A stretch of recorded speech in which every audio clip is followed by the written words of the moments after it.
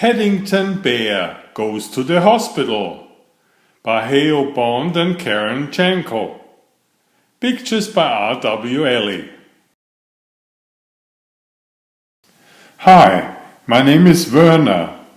I've been reading hundreds of books for you. Please subscribe to get them all. And watch until the end, where a surprise is waiting for you.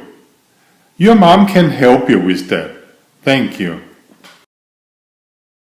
Paddington lay back on the lawn with his paws in the air and gazed up at the Browns. "Where am I?" he gasped. "You are at home, dear," said Mrs. Brown, "at number 32 Windsor Gardens." "Is that in darkest Peru?" asked Paddington. "If you ask me," said Mrs. Bird, "that bear lost his memory." "Oh dear, Henry!" exclaimed Mrs. Brown. "What shall we do?" Mr. Brown consulted his medical dictionary. "All it says here is the victim shouldn't drive a car." "I don't think I could anyway," said Paddington. "I have hurt my shoulder." "Would you like a bun?" suggested Mrs. Brown. "What's a bun?" asked Paddington. "That settles it," said Mrs. Bird. "I'm calling the hospital." "I'm sorry we took so long," said the ambulance driver. "When I heard the name Paddington, I went to the railway station by mistake." "If you ask me," he said, "this young bear's not only lost his memory, he's hurt his shoulder as well. One of you ladies had better come with him in case he has to stay in the hospital overnight."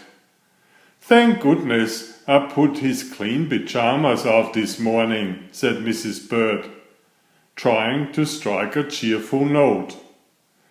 The ambulance crew soon made up for lost time, and with sirens wailing, Paddington reached the hospital in no time at all.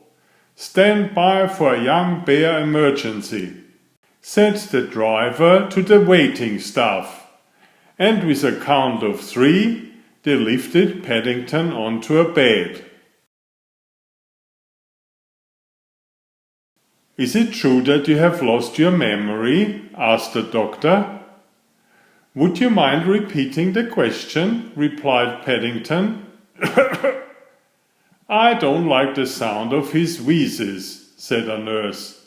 "I think we have got complications," agreed the doctor. "He'd better go straight to X-ray." "You have got complications?" exclaimed Paddington indignantly. "What about me?" Paddington had never travelled anywhere on a bed before, and he thought it was very good value. "There was nothing like this in darkest Peru," he announced as they gathered speed.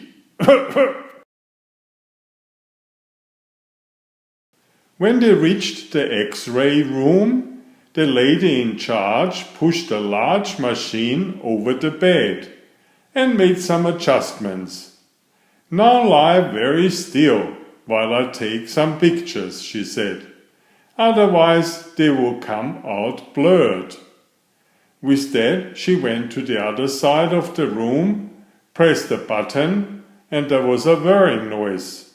"Cheese," said Paddington.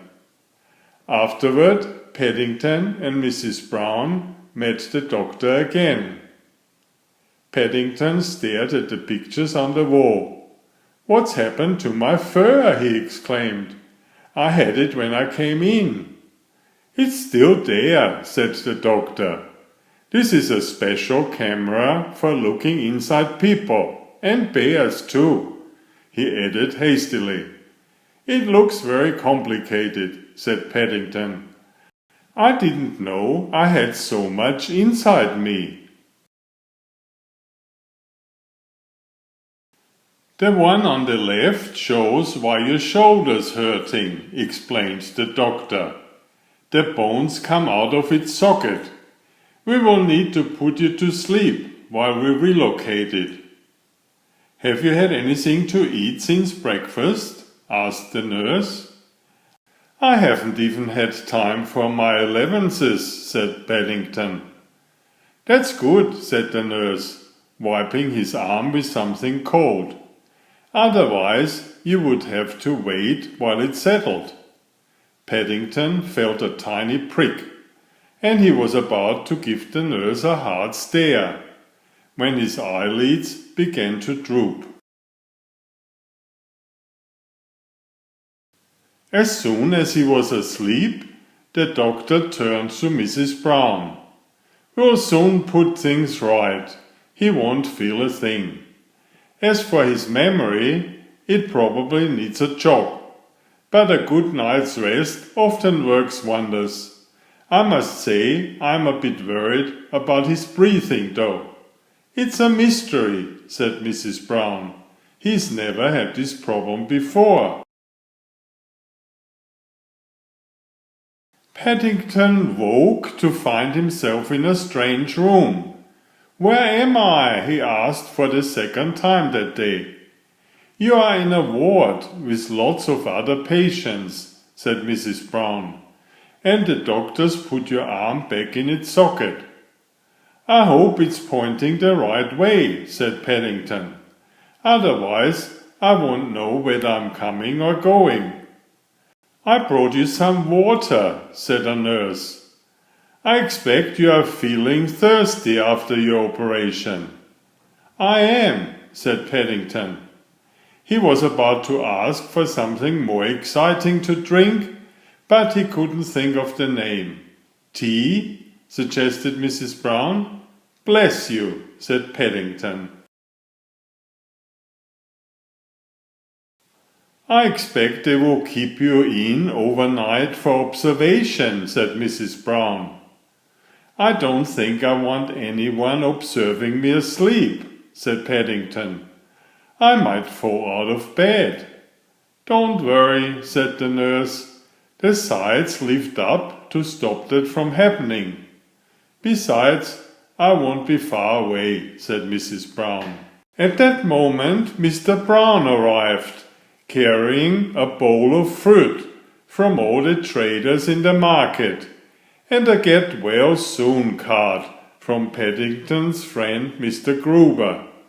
"Even Mr. Curry sent his best wishes," he said. "How nice it is to be popular." Later an orderly appeared with some food. "Oh dear," she said. "Don't tell me the boy who was in this bed has gone home. He always liked the food hot and spicy." "Don't worry," said Paddington eagerly. "I'll have it." "There's nothing wrong with that bear's appetite," said a nurse, eyeing the empty plate. "There is now," gasped Paddington, and this time his sounded as though he really meant them, since he had never before tasted anything quite so hot.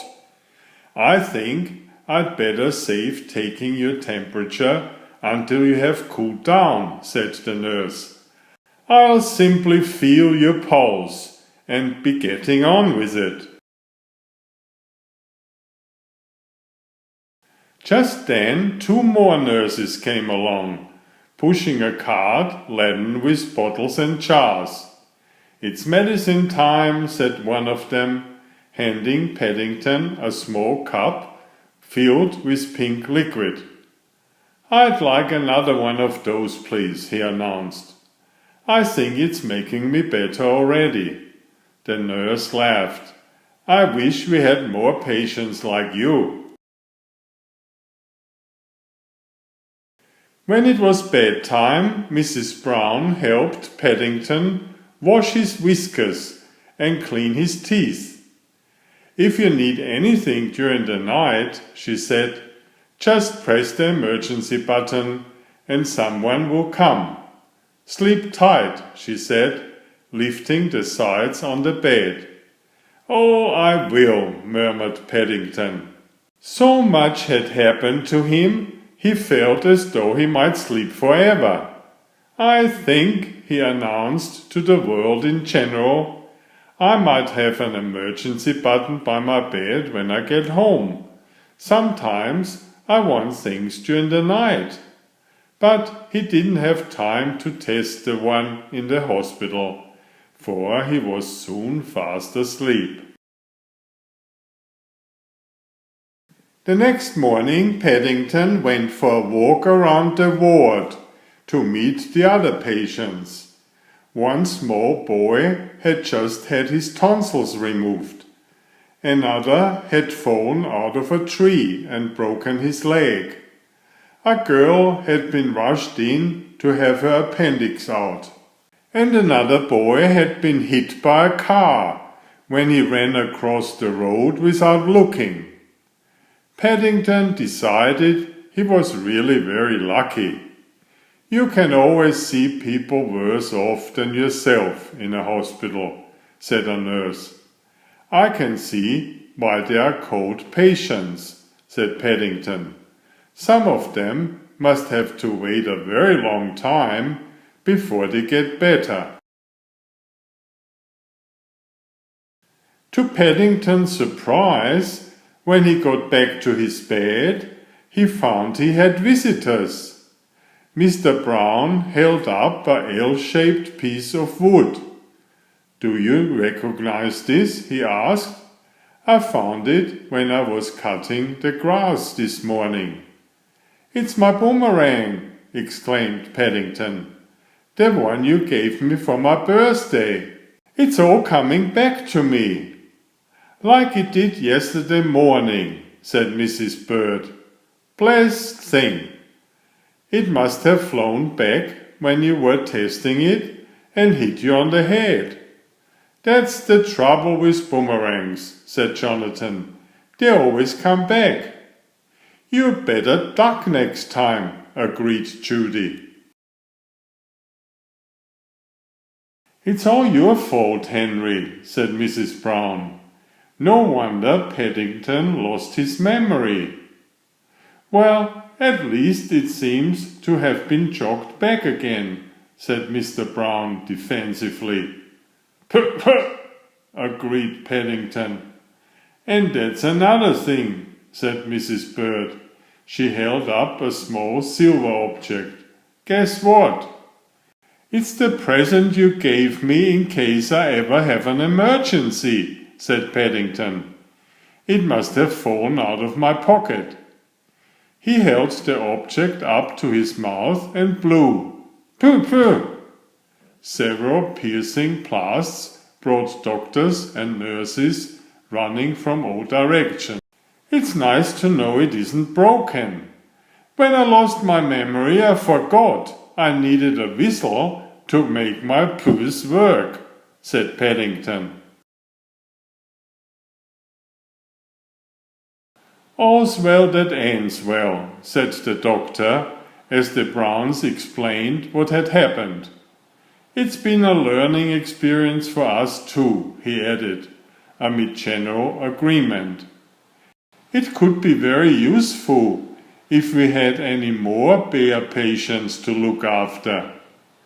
"I'm glad you had me to practice on," said Paddington, as he waved goodbye. "I've never been in a hospital before, and now that I know what goes on, I won't mind coming back." Please subscribe if you haven't already. Thank you. Enjoy my new series Oliver and Jumpy. 19 video books with about 500 pictures. There's text, but I also read it aloud for the younger children. I have written 65 stories and had them illustrated at great cost for your children's fun. Oliver is an elegant tomcat and Jumpy is his lady friend. Oliver loves to ride in Jumpy's pouch when they go for adventures together. Please find a link to the first book in the description of this video. Please always subscribe and like if you find my effort interesting. Thank you so much.